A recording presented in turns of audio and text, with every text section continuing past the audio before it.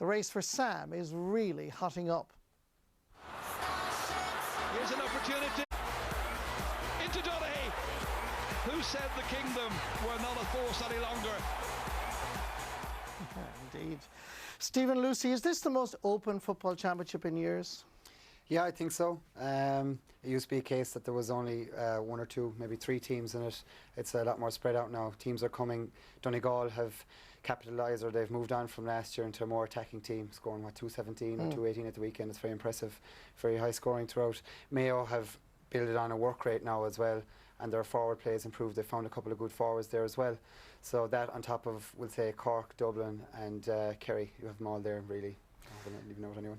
And no, you're not. Tommy, is it proof that the backdoor system is really working? I don't know about that, Marty. I'm not sure if I'd agree with Stephen that it's as open as it has been in years. I think we have a situation where, I know you mentioned in the outset of the programme now that there were 6 teams who had realistic chances. I'm not sure where we get 4, 5 and 6. I'd say that Cork, Dublin, Donegal type of thing. I wouldn't put Kildare in there. I don't see You Mayo. wouldn't put Kildare? No, I wouldn't put or Kildare. Mayo? Kildare are not going to win an All-Ireland title. Mayo are not going to win an All-Ireland title. Certainly based on their performances so far, they're not at that level of the other 3 teams. Kerry? I mean, Mayo's kind of final was a poor game. Yeah, Very poor game. It was poor. Kildare have done nothing to suggest they're All-Ireland contenders. I think we're reflecting that back over the last 2 or 3 years. I think this year has been their worst performances to date over those 4 years.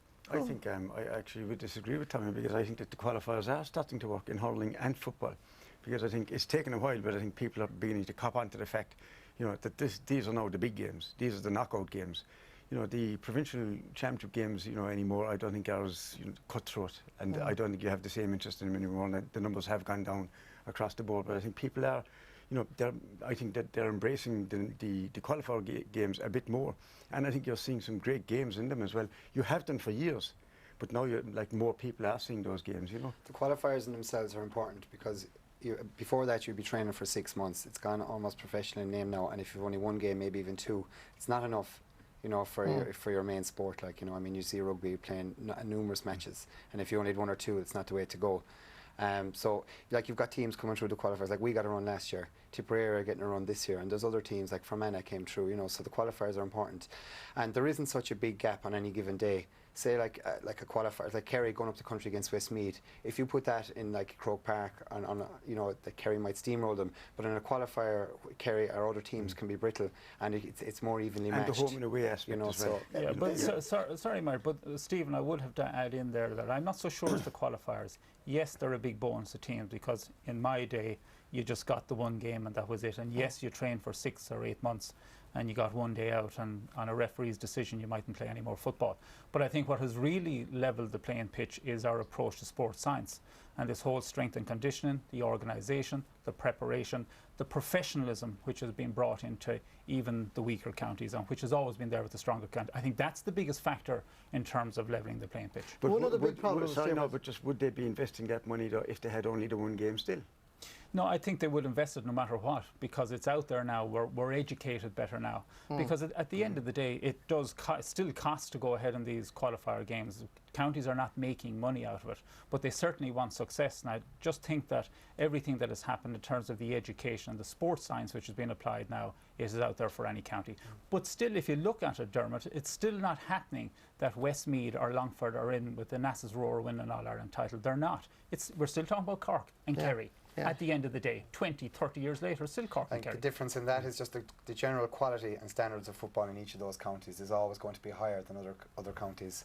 And all the strength and conditioning and sports science in the world, the quality, and even in finishing, is just going to be the difference. And that's but I also think, and not to delay the conversation here, but I think we call them the weaker counties. I think in some situations they're the less committed counties, because if you go into some of those counties, they can't get the best players on the panels, they can't get them on the pitches, they can't get them to commit.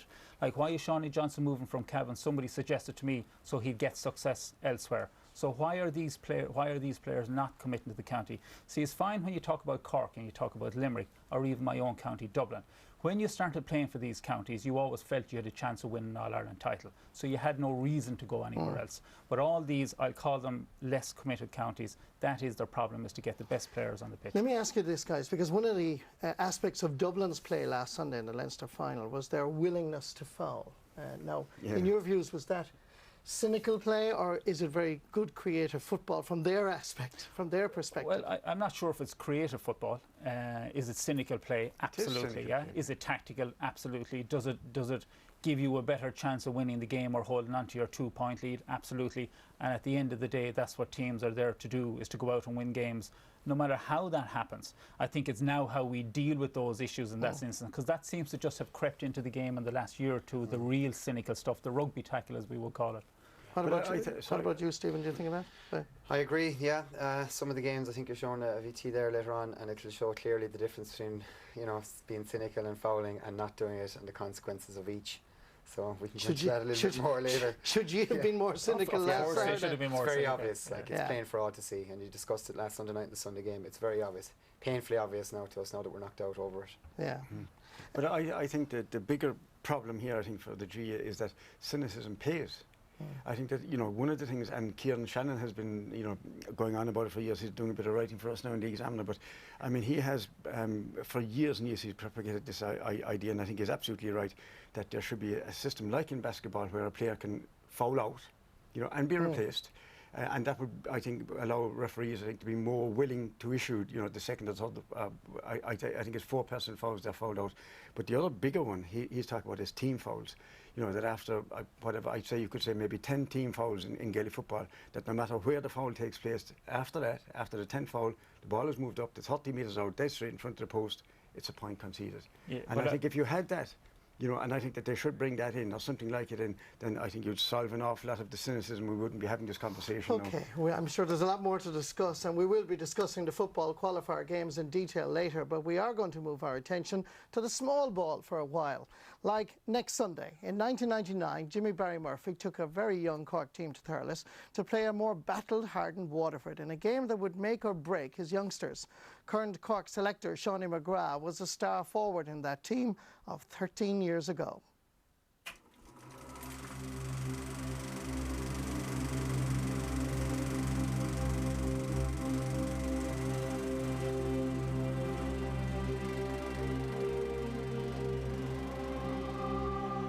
It was a fairly difficult time for Cork hurling, even though we had been making mini breakthroughs. We'd won the league in '98.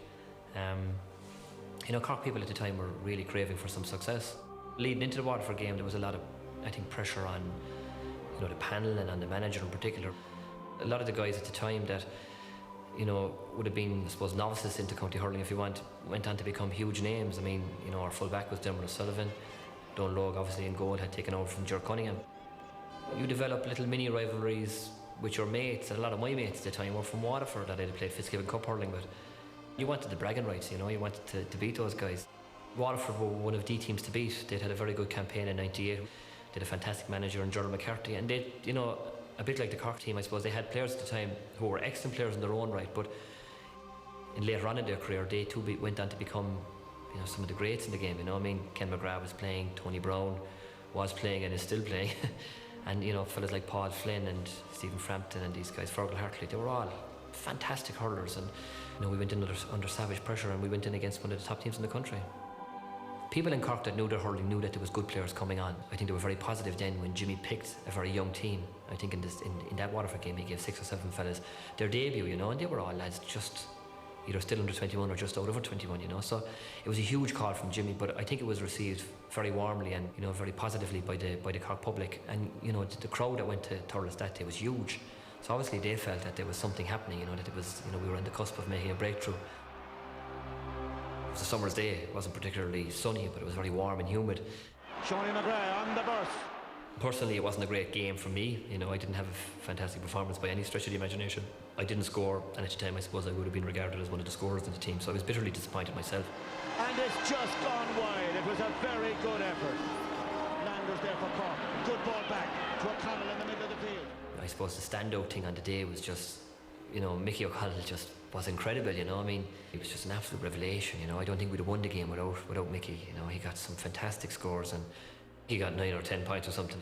He was scoring for fun, Great ball by O'Connell. Great shooting by Cork.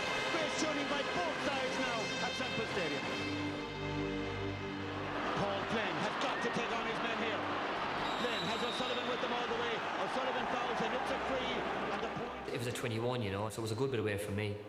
But you know, in your head, you're just thinking, oh, he's going to have a go off this, you know. Just, you know, fellas, when they're going to have a lash off a ball, I suppose they take a few steps back. But just when he connected, I remember thinking, oh, you know, I'd have to make him, you know, he just didn't catch it right. No better man to go for it, no better man to get it than Paul Flynn from Ballygunner and Waterford. Flynn was a character, and I think he might have indicated, you know, wobbly legs don't look after. I think he did a kind of a Bruce Grobbler gesture maybe after taking the free. You normally associate Paul Flynn with raspers and putting a hole in the net, but it was actually a dribbler. It was close. You know, it was in the melting pot for a long period. I suppose it wasn't until the end when we made a couple of substitutions that we got some of the match-winning scores. Locked, half blocked, and then cleared away. To Timmy McCarthy. His pace is causing Brian Green problems this afternoon. I think it was after one mazy run that Timmy made, a typical mazy run, but he made one particular long run and finished with a score at the end of it. And it was a real rouser, got the crowd going. I remember thinking as well at that time, God, it was a great score, Timmy, you know, we needed it. Can McCarthy go all the way and take his own score? Yes! It was just one of many incidents during the second half that I felt we might have these fellas, you know. It's all over at Semper Stadium, and Cork go through to the Munster final. We did know that beating Waterford set us up with a Munster final. That's why I suppose there was such an outpouring of euphoria after the game, because it meant a shot at Clare, and we knew that we could go back to Mecca, I suppose, which was Croke Park, you know, so that's why it was so important that we won. Seanie McGrath there, and of course that proved to be a watershed game as Cork went on to win that year's All-Ireland. Dermot, is there an echo of 1999 in this Cork-Waterford clash next Sunday? Oh, very much so, Marty, and we've been saying it all year, you know. I mean, first of all, I suppose the fact that Jimmy Barry is there, but also the policy that he has adopted of bringing in these young players, and the fact that a lot of people were kind of writing them off outside the county, but within the county people knew, you know, even as people were saying over the years, like, there's nothing in Cork, Cork will be down for years, there's no, like, we knew, even though we weren't winning minor and under 21 All-Irelands for the last few years, we're coming very, very close to very, very good Limerick teams and Clare teams and Waterford teams, because they're all coming up as well. But we knew that individually there were, you know, there were 2 or 3 players in this team, 2 or 3 players in that team. So those of us within Cork who've been watching the scene knew that there was something coming there. And Jimmy, like, came in, and, you know, the other thing when he came in, he has this thing about him that he just lets players play. Yeah. You know, there's a freedom. It's not that they're unscientific, like, there's still a lot of science going on in what they're doing, but they're still, you can see that they're enjoying what they're doing, and that's, I mean, that makes such a difference. They really are enjoying it. I think they're playing with a great spirit, you know, and I'm just, we're optimistic, you know, maybe not this year, but sometime in the next couple of years, like, that this team could make the breakthrough. Seanie mentioned at the start of that piece that back then was 1999. It's kind of like what it was in 2012 in terms of pressure on Jimmy Barry Murphy. Is there pressure now? Well, you know, we were just saying it there when we were looking at him. I mean, the man has hardly aged a day from 12, 13 years ago, you know, so he's just one of these characters, I think, that's, you know, pressure is, you know, you often hear the expression is for tires, but, you know, with Jimmy Barry Murphy, that seems to be the case. I don't know if he feels any of this pressure, because he loves the game, and I think he loves life, he loves sport in general, you know, and I think that's, when you talk to him, and I think, you know, being managed by him must be a pleasure, because you're out there, and I think he'll bring that across to the players, you know, it's just, go out there, lads, do your best, enjoy it, you're playing with freedom, there's no need for anybody to be looking over their shoulder. Yeah, I think, sorry, Marty, I think, you know, you mentioned it come from Jimmy Barry Murphy. Yeah, I think he strikes me certainly as one of the manager whose characteristics emanates from the team as well, and even the last time, very easy going. And I think any guy like that who is so into his hurling, he doesn't see anything about, he's not interested in the politics, he's not interested in the media, the criticism, he's just interested in the artistry on the pitch. To play it for the love of the game. Totally for the love of the game. He doesn't let the pressure get to him. He's not fazed by any pressure. I don't think they're under any pressure this year, Cork. Do you not? I don't think so, no. But what about Waterford, though? They seem to be in a better place than they were 12 months ago. Oh, they certainly were. It was an awful place to be, in part, must have been for them after the Munster final last year. I was very impressed with the way they fought back this year, considering that what Tipperary have at their disposal, you know, their skill set and their set of players, and that Waterford did very, very well, you know. It'll be a very close game on Sunday against Cork. Cork or Waterford? Cork might shade it, you know, they both have different, like, Waterford have more experience. Cork have the young lads coming through that really don't have that many inhibitions and that, so I don't know, maybe Cork will shade it. What about you, Tommy? Cork-Waterford game, I'll go for Cork. Go for Cork. What about you? But need I ask? Yeah, Cork. Cork, I'd go for Cork, but I'd expect a tough game. Yeah. Let me talk about the other game, because the other one is quite an attractive one. This is Kilkenny against Limerick, and Kilkenny How will they respond to the heavy defeat to Galway? What do you think? What are you expecting from Kilkenny? Well, I mean, I was saying coming in here, you know, like against Galway, I said it to a few people and in the preview against Galway that I did feel that Kilkenny were vulnerable. I mean, you know, they were short a few players. They were short, like some of the players they had were coming in, they were short of match practice and short, you know. I just felt, and the other thing was I felt that Galway and Cunningham was doing a fantastic job with Galway and they were a coming team. And I felt at the time coming in, you know, that there was a big game in Galway and that, you know, they could catch Kilkenny. And I'm looking at this thing and I have the same feeling about Limerick because there's so many echoes again of what's happening here. You know, that again people are writing off Limerick completely, they're giving them no chance. But if you look at Limerick and especially look at them coming through the qualifiers, first of all look at what they did against Tipperary. I mean, you know, if they had converted some of the chances that they got earlier on, you know, they would have beaten Tipperary. There wouldn't have been enough for Tipperary to come back. And then the two games, the qualifier games, they absolutely pulverised Laois and Antrim, and then they had a very good win over a very good Clare team. So this is a good Limerick team, very good Limerick team. And what's the feeling in Limerick, Stephen? It's very, very good. There's a real transition. I think there's only 3 lads left from 2007. I'm very impressed with the young fellas coming through, but they have been playing. The new generation of Limerick hurlers have been playing at a very high level. I was saying to you earlier, there's lads playing in Harty Cup and then Fitzgibbon Cup and then Limerick 21s and Limerick Seniors. When I was back that age, there wasn't as many people playing at Harty Cup level and certainly not at Fitzgibbon Cup level. Like, I mean, UL were playing and there would have been one max maybe, if no one on those teams. Like, so they're playing at the high level. It's very important. They're playing with no inhibitions. They're great. They're very confident, young lads. Like, and there's real quality there. They've got scoring forwards, and that's very important. And what about it from a personal point of view? Would you like to be involved next Sunday? Yeah, I wouldn't mind to. I wouldn't mind to. There's a cry for help there somewhere. All right. Yeah. And he would be an asset to the team. Of course he would be. Yeah. Tommy, in terms of Kilkenny and Limerick, in a word, how do you see it? Well, I certainly see Kilkenny winning this one, and there's always a bounce back in Kilkenny. There's been a bounce back in them every year for the last 15 years, and I see the same on Sunday. And what about you? I presume you feel like Limerick can produce a shock. Well, the way I see it now, like, I mean, Kilkenny come out and they're trying to hit you with a battering ram. Limerick need to stay with them for as long as they can. Their backs need to hold it very tight. I'd expect a huge performance from Kilkenny, but I mean, you see it even when you're with your club team. If you're up against a so-called way better team with this aura that we were talking about, you'll be a little bit, you'll be disinhibited. You know, you'll be kind of looking back and waiting for things to happen. If the lads just go out there and go for it, you know, don't be afraid, don't be backing off, just go for it and take on the tackles, then they're in with definitely a shout. If they can keep it tight till near the end, they're definitely in with a shout. In a word, because we're running out of time, Dermot, Kilkenny or Limerick? Went for Kilkenny, but they learn it. They learn it, okay. There are, of course, 8 teams in action in the football qualifier games on Saturday and survive. They need a goal and they've got one. Can Sligo finish the job now? I think they're very evenly matched. You know, I think Sligo have played a couple of good games. Kildare maybe not so good against us. You know, it'll be very, very close to call. I wouldn't be surprised. I couldn't call it really a draw. Maybe, I don't know. It'd go either way after it. What about Tipperary and Down? Because Tipperary have been really very impressive, and I know you're a native of Tipperary. Absolutely. Yeah. What are your thoughts on their chances against Mullingar? They've been the surprise packet of the championship to date, and maybe even a little bit of surprise to themselves because they've done so well. And when John Evans left, it looked like that Tipperary's period at that level was on a downward trend. But I would certainly fancy Down for this. I think Tipperary have reached their level. Down would feel that there's much more in them, and I'd see Down win about 3 or 4 points. I'd slightly disagree with that. We played Tipperary in a challenge recently, and they're very, very confident. They've a lot of they've brought on a lot of new lads. There's a lot of pace in their game. If they can only be more composed in front, I saw them in the quarter-final against Kerry. If they can be more composed in front of the goal, they can cause Down a lot of problems. Can Tipperary cause an upset here? I don't think so. No. I'd be going for Down. I'm afraid, and I don't think Clare can cause an upset either. Well, I think Tipperary's graph is on the rise. I think their team it might be a bit soon for them this year, but certainly. Yeah, the only thing, Stephen, is you mentioned one word there, composure, and you'll see it in a lot of games. We could say that about nearly any team that has been beaten by 3 or 4 points if they just showed a little more composure. Wexford could have done it against Dublin. We saw it last Sunday as well. So it's getting these teams to have the composure. I'm not sure that Tipperary are at that level yet.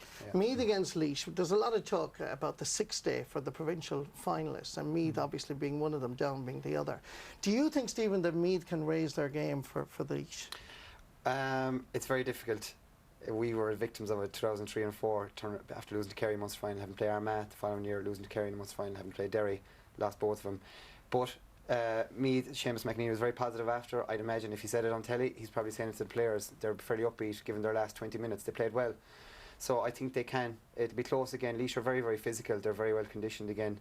Some of the Meath lads are a bit smaller, some of them. So, but still, I think they might have the forward quality to put one over on Laois. Is the 6-day turnaround a problem?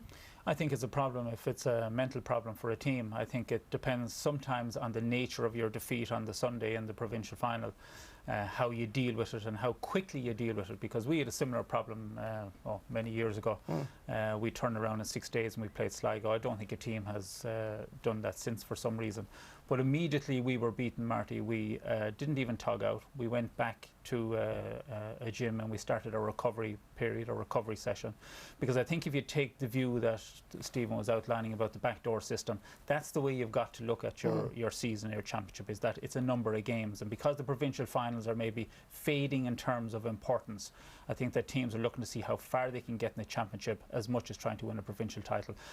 For me, certainly they have been very positive. They've taken the right steps, and I think their nature of their defeat against Dublin, they will be positive about it, even though I didn't think it was that impressive. What about Kerry against Clare? Kerry against Tyrone we saw last weekend. Is that an indication that Kerry are back to their best? No, I don't think it is, and I think we have a knee-jerk reaction into a lot of results that we see on a particular Sunday. I think what happens is that each game in its own right brings on a certain dynamics. So the dynamics between Kerry and Tyrone, as opposed to Westmeath and Kerry the Sunday before, it's totally different. The players have it totally different, and Stephen will tell you himself, if they're playing a rival, the level of adrenaline, the level of preparation and readiness for the game is so much different. And I think that's what you saw against Kerry. And you saw the emotion after the game of the Kerry players. They wouldn't look like that after winning an All-Ireland title. So I think there's a bit of a come down for the Kerry players, but I think they can afford that come down and still beat Clare. Have Clare any chance at all, Stephen, as a Limerick man?